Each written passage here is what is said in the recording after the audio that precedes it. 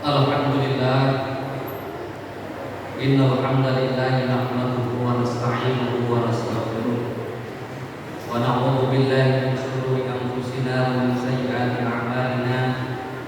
May yahdihillahu fala mudilla lahu wa may yudlil fala hadiya lahu. Asyhadu an la ilaha illallah wa asyhadu anna sayyidana Muhammadan 'abduhu wa rasuluhu la nabiyya ba'dahu. Allahumma shalli wa sallim wa barik ala sayyidina Muhammadin abdika wa rasulika nabiyyil ummi wa ala alihi wa sahbihi wa mawala. Amma ba'd, fa ya ibadallah, usikum wa nafsi bi taqwallah faqad fazal muttaqun. Wa qala Allah ta'ala fil Qur'anil Karim, a'udzu billahi minasy syaithanir rajim. Bismillahirrahmanirrahim. Wa ma khalaqtul jinna wal insa illa liya'budun. Al-ayat. Shadaqallahul adzim. Hadirin jamaah-jamaah yang dimuliakan oleh Allah, marilah bersama-sama dalam kesempatan yang mulia ini, kesempatan Jumat ini, kita meningkatkan takwa kita dari Allah Subhanahu wa taala, yakni berusaha dengan sungguh-sungguh menjalankan apa yang diperintahkan oleh Allah dan menjauhi segala apa yang dilarang olehnya. Mudah-mudahan pertemuan kita di siang hari ini, di Jumat ini, dicatat oleh Allah bahwa kita termasuk golongan orang-orang yang bertakwa. Amin ya rabbal alamin. Hadirin jamaah yang dimuliakan oleh Allah, tema kita hari ini, Jumat ini, adalah tentang syarat-syarat ibadah yang diterima oleh Allah Subhanahu wa taala. Kami ingin mengawali satu kisah tentang tiga golongan ketika di dunianya melakukan kebajikan, kebaikan, bahkan ahli ibadah, tapi di akhirat ternyata dimasukkan oleh Allah ke dalam nerakanya. Kisah ini tertuang dalam hadis yang diriwayatkan oleh Imam Muslim dari Abu Hurairah radhiyallahu anhu. Diceritakan bahwa Rasulullah SAW pernah menyampaikan, telah di akhirat akan ada tiga golongan orang-orang yang akan dimasukkan oleh Allah ke dalam nerakanya. Padahal tiga orang ini melakukan kebaikan, melakukan ibadah kepada Allah. Orang yang pertama dihadapkan kepada Allah Subhanahu wa taala, kemudian Allah menyampaikan kenikmatan yang telah diberikannya kepadanya. Maka orang ini orang yang pertama mengakui kenikmatan itu, dan Allah bertanya, apa yang telah diperbuat dengan kenikmatan yang telah diberikan? Dijawab oleh orang yang pertama ini, ya Allah, aku telah berperang di jalanmu sampai aku menjadi orang yang syahid, orang yang mati di perang, di jalan perang. Semua itu kulakukan ya Allah semata-mata karena Engkau ya Allah. Direspon oleh Allah, Engkau bohong. Engkau melakukan kebaikan itu bukan karena aku, tapi semata-mata agar Engkau disebut orang syahid, orang yang berani matimu adalah mati syahid, bukan karena aku. Maka Allah memerintahkan malaikat untuk nyeret membawa dia ke dalam neraka. Orang yang kedua dihadapkan kepada Allah, jemaah yang dimuliakan oleh Allah. Maka Allah menceritakan kenikmatan yang diberikan kepadanya, dan Allah bertanya, apa yang telah kau berbuat dengan kenikmatan yang telah aku berikan? Dijawab oleh orang ini, ya Allah, dengan kenikmatan itu aku belajar ilmu, aku belajar Al-Quran, dan aku mengajarkan Al-Quran. Semua aku lakukan ya Allah semata-mata karena Allah mengatakan kamu bohong. Engkau melakukan itu semua agar kau disebut oleh orang lain sebagai orang yang alim.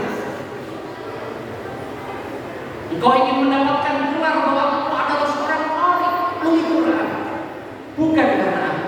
Maka Allah memerintahkan kepada malaikat untuk membawa orang ini ke dalam nerakanya.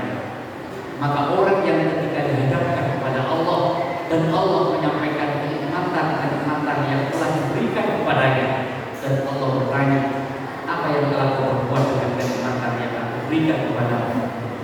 Orang yang ketika menjawab, ya Allah, aku punya harta yang banyak, dengan harta ini aku berinfak di jalan. Semua itu kau lakukan semata-mata karena Engkau ya Allah. Dijawab oleh Allah, engkau bohong. Engkau mengeluarkan harta untuk infak semata-mata karena engkau disebut sebagai orang yang dermawan di hadapan manusia, bukan karena aku.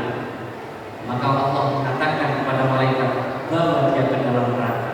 Maka orang yang ketika ini pun masuk ke dalam nerakanya Allah.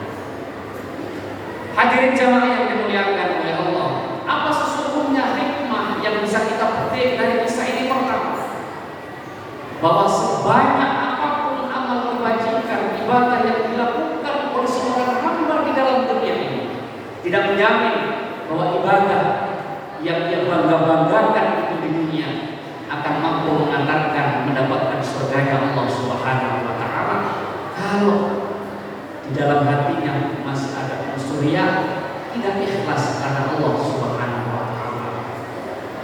Orang bisa jadi masuk ke dalam masjid semangat sekali ingin duduk di depan, tapi kalau hanya ingin memberitahukan kepada orang lain, inilah saya duduk selalu di depan, hanya ingin pamer kepada orang, maka orang ini termasuk kategori orang yang tidak sukses.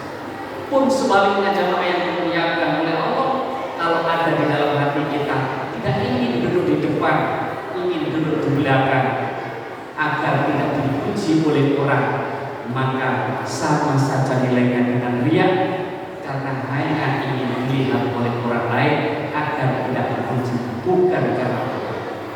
Maka jemaah, mari kita hati-hati sebentar lagi bulan Ramadan.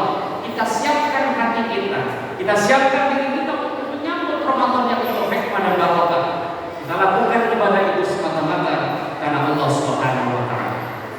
Yang kedua jemaah yang dimuliakan oleh Allah, syarat penting dalam setiap ibadah dan kebaikan yang kita lakukan agar diterima oleh Allah, dan itu harus adalah ikhlas karena Allah lillahi ta'ala.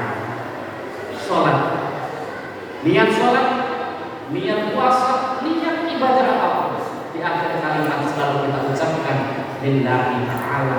Cuma itu harus dibarengi dengan keikhlasan di dalam hati, mencari ridho Allah Subhanahu wa Ta'ala.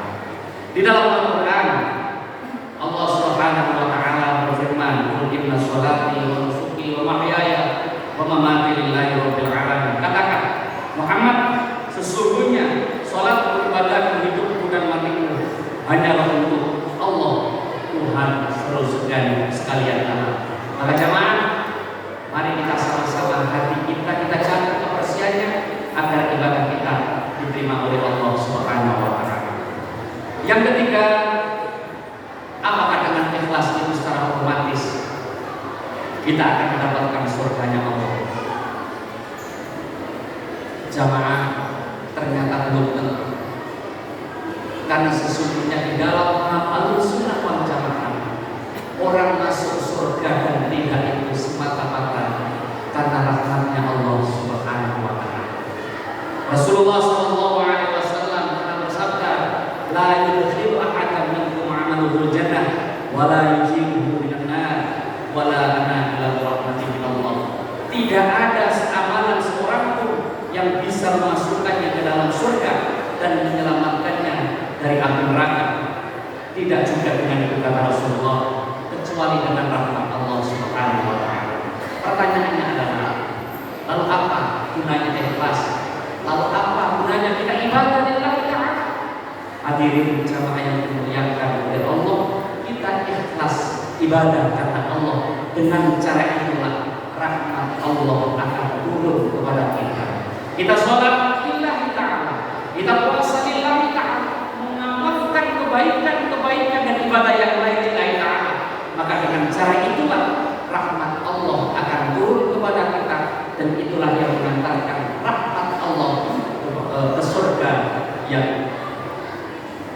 dikasih sayang oleh Allah Subhanahu wa taala. Mari jamaah sebentar lagi Ramadan, sebentar lagi kita akan untuk berlomba-lomba dalam kebajikan. Hati kita tata dengan sebaik-baiknya, karena apapun ibadah yang kita lakukan, kalau tidak ada syarat, tidak ada ikhlas di dalam setiap ibadah yang kita lakukan, maka bisa jadi tidak bernilai di hadapan Allah Subhanahu wa taala. Jangan sedikit pun pamer, jangan sedikit pun riya di hadapan manusia. Niatilah lillahi ta'ala. Mudah-mudahan Allah Subhanahu wa taala memberikan rahmatnya kepada kita, memberikan kasih sayangnya kepada kita, sehingga kita menjadi orang-orang yang selalu dalam setiap ibadah karena Allah semata-mata. Amin ya rabbal alamin. A'udzu billahi minasyaitonir rajim. Bismillahirrahmanirrahim. Wal 'asri innal insana lafi khusr illa alladziina aamanu wa 'amilus shalihati wa tawassaw bil haqqi wa tawassaw bis sabr. Barakallahu li wa lakum fil Qur'anil karim wa nafa'ani wa iyyakum bima fihi min ayatin wa dzikril hakim. Taqabbalallahu minna wa minkum tilawatahu innahu huwal ghafurur rahim.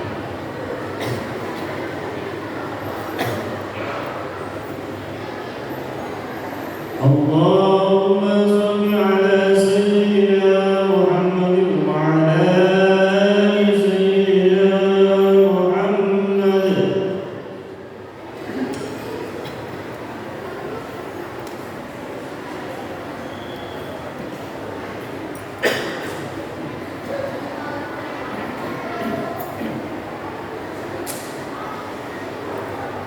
Alhamdulillah alladzi arsala rasulahu bil huda wa dinil haqqi liyudhhirahu 'ala dini kulli walau karihal kafirun. Asyhadu an la ilaha illallah wa asyhadu anna sayyidina Muhammadan 'abduhu wa rasuluhu la nabiyya ba'dah. Allahumma shalli 'ala sayyidina Muhammadin 'abdika wa rasulika nabiyyil ummi wa 'ala alihi wa sahbihi wa sallim. Amma ba'd, fa ya 'ibadallah ittaqullaha haqqa tuqatih wa la tamutunna illa wa antum muslimun. Wa qala Allah ta'ala fil Qur'anil karim, a'udzu billahi minasyaitonir rajim. Bismillahirrahmanirrahim. Inna Allaha wa malaikatahu yusholluna 'alan nabi ya ayyuhalladzina amanu shallu 'alaihi wa sallimu taslima. Allahumma shalli 'ala sayyidina Muhammad wa 'ala ali sayyidina Muhammad walhamdulillahi rabbil alamin. Allahumma fir lil mu'minina wal mu'minat wal muslimin